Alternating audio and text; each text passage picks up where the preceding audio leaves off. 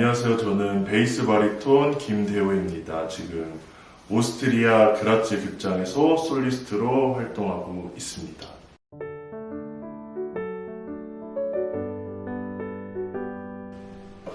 비자는 일단 우리가 유학에 나가기 전에 신청할 수 있는 게 그러니까 한국인 여건이 아주 효력이 많아서 가면은 이제 3개월 정도는 머물 수는 있어요. 근데 그 이상 머물 수가 없고, 그때는 뭐 3개월이면 학교 한 번 시험 볼 수 있다 정도가 되겠지만, 그럼 돌아와야 되잖아요. 그 이상 머무는 거는 사실 불법 체류거든요.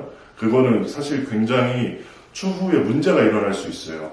그게 학교가 붙어도 문제가 일어날 수 있어요. 너 근데 불법 체류인데 학교를 어떻게 봤어? 이걸 끝까지 물고 늘어지면 이 사람은 그냥 추방해요. 학교 뭐 붙고 뭐 이거와 상관없어요. 그러다 보니까 제일 안전한 거는 비자를 가지고 비자를 처음에 받고 나가는 게 사실 제일 중요한 거죠. 그래서 이제 제일 처음에 우리가 받을 수 있는 게 제일 좋은 게 워킹홀리데이 비자가 있죠. 이게 가장 처음에 나갈 때 제일 좋은 비자고, 이제 장점이라고 하면 독일에 가서 비자를 받을 때 드는 돈이 어마어마하게 많거든요. 근데 이제 워킹홀리데이 비자는 이제 최소 2,000유로 이상의 돈만, 그 재정 증명만 돼 있으면 일단 돈으로서는 어느 정도 해결이 가능해요.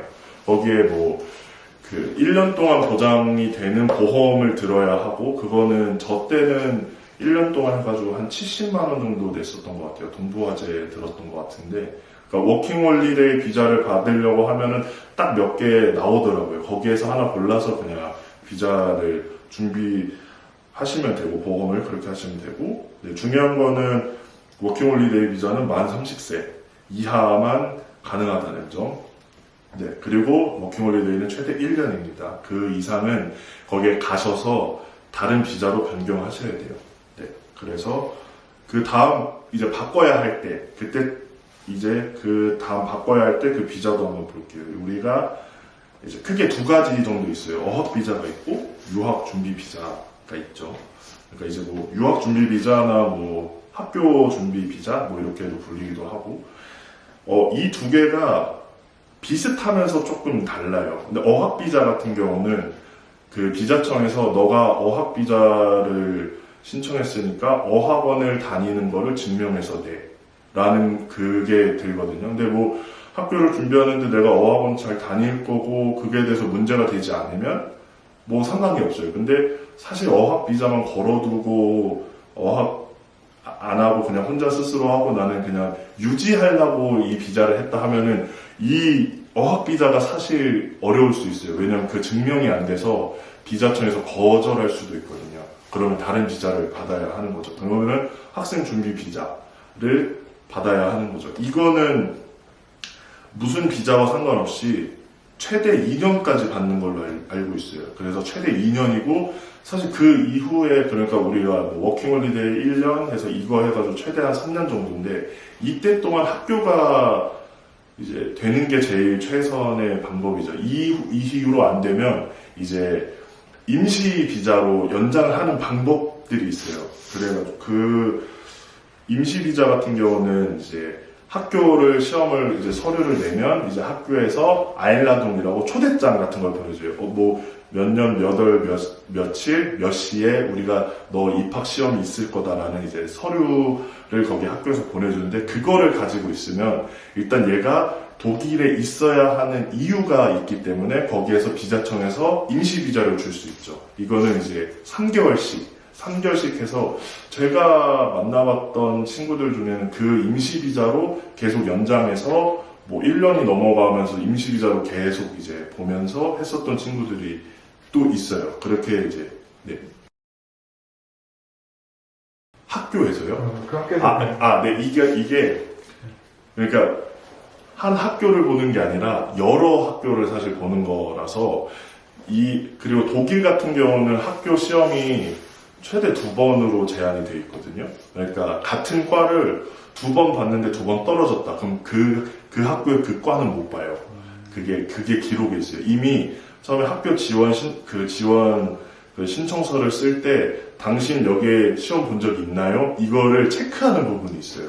그러니까 뭐 없다, 나이 이러면 상관없는데 있다 그러면 야 체크하고 언제 봤다 이런 거를 쓰게 돼요. 그리고 이미 이게 다 전산에 이 학교에 다 있어요. 그래서 얘가 이미 2번 봤는데 제가 더 신청을 했다. 그러면은 뭐 넘어가질 수도 있지만 사실 이게 걸려서 너 2번 봤어. 이미 넌 2번 봤기 때문에 거절. 이렇게 편지가 오는 경우도 사실 꽤 많아요. 그러니까 거의 학교당 2번, 그 과에 대해서 2번 정도 보고 안 됐다 싶으면 그 과는 못 보는 걸로 생각하시면 될 것 같아요. 그래서 이제 그렇게 해서 다른 학교들을 보면서 학교의 종류들이 여러 개 있어서 그 증으로 초대장으로 임시 비자를 계속 이제 받게 되는 거죠. 여기서 이제 제일 중요한 거는 이제 워킹 홀리데이 비자와 여기서 이제 다른 점은 이제 이 비자들은 이제 독일에서 받게 된단 말이죠. 그래서 얘네들이 원하는 그 재정 증명이 필요한 거예요. 이게 이제 돈이 굉장히 많이 드는 일이에요. 이게 지금 슈페어 콘토라고 하거든요. 슈페어 콘토라고 해서 이제 콘토는 계좌를 말하고 슈페어는 묵다예요. 그래서 이 계좌가 그러니까 묶인 계좌라는 거죠. 그래서 이게 한 달에 861유로로 계산해서 12달 해서 총 1322유로가 필요해요. 이게 하나로 따지면 거의 1,400만 원이 넘거든요. 이 1,400만 원을 내 독일 계좌에 그만한 액수가 있어야 돼요. 그게 한번 처음부터 있어야 하는 거죠. 그래서 이거를 갖고 이제 비자를 받으려고 갔었을 때, 너 그러면 이 서류 필요하고 슈페어 콘토 해서 가지고 오세요. 이렇게 얘기를 하거든요. 이 글에 나오는 게 슈페어 콘토인데, 그래서 그럼 이제 한 1,400만 원 정도를 독일 계좌로 받고, 이거를 이제 독일 은행에 가서 제가 비자 때문에 슈페어 콘토를 만들려고 합니다. 그럼 거기에 이제 요구에 맞춰서 그걸 하면은 이게 묶이는 거죠. 이게 묶였다고 쓸 수 있는 게 아니라요. 이제 묶였다 보니까 한 달씩 861유로만 풀어주는 거예요. 861유로를 풀어줘서 사실 이게 이제 독일에서 이제 책정한 일반 그냥 개인이 한 달에 살 수 있는 비라고 생각해서 861유로로 정한 거죠. 근데 사실 861유로를 거의 못 살거든요. 거의 살기 힘들어요. 이게 뒷부분에 이제 돈에 대해서 다루긴 할 건데, 그래서 이게 굉장히 이제 스트레스 받는 일이 뭐냐면, 내가 뭐 집세도 내야 되고 뭐도 내야 되는데 861유로가 넘어가면 안 빠지는 거죠. 돈이 안 빠지니까 내가 돈이 있음에도 불구하고 쓸 수 없어서 또 따로 이제 부모님께 연락을 하든지, 근데 너 돈 보내줬잖아. 근데 이걸 설명하기가 너무 어려워요. 그리고 돈이 있는데 돈이 묶여가지고, 근데 돈을 왜 묶었는데, 와, 이게 굉장히 스트레스 받아요. 이것 때문에 뭐 한두 번 울었던 게 아니에요. 정말 너무 진짜 계속 힘든 일인데, 그래 이거를 뭐 다른 나라 같은 경우는 큰 돈을 이제 재정 증명을 해서 이제 제가 들었던 이태리나 이거는 그 돈을 친구들 유학생들끼리 한번 하고 돌린다고 하더라고요. 그 액수를 하고 옮겨서 하고 이렇게 해서 돌리기도 하는데, 여기 같은 경우는 묶어서 뭐 계좌 이체고 뭐 아무것도 안 돼요. 그냥 개인이 그 액수는 다 가지고 있어야 돼요. 여기에 이제 부부다 2배겠죠. 그러면은 2만 유로가 넘어가죠. 그러면은 숨이 갑자기 부모님한테 이제 비자 워킹홀리데이가 끝나서 이제 비자를 또 받아야 돼요. 그래 받으면 되지.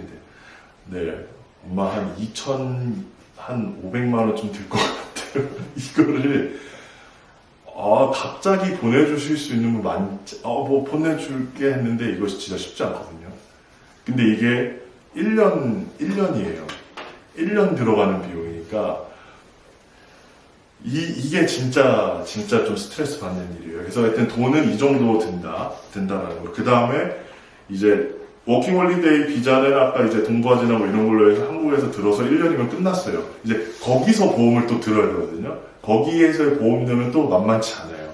거기에서 보험료는 만 30 이하와 그 위로 올라가면서 이제 가격이 천차만별인데, 저는 이제 거기에 공보험을 들어 있었는데, 만 30 이하일 때는 뭐 90유로, 저 때는 이제 90유로 정도 됐으니까 뭐 13만원 정도에서 12만원 정도 사이였죠. 근데 여기서 만 30이 넘어가면서 2배가 돼요. 그러니까 180유로 정도 내라고 온 거죠. 그러면 더 빡빡해지는 거죠. 이거는 뭐 내가 지금 집 살고 숨만 쉬었는데 그냥 뭐 집세 보험료 이거 딱 냈더니 그냥 완전히 한 푼도 안 남게 되죠. 한 푼이 아니라 아예 마이너스예요. 생활이 사실 안 돼요. 네, 여튼 보험도 그렇다라는 것도 알아두시면 좋을 것 같아요.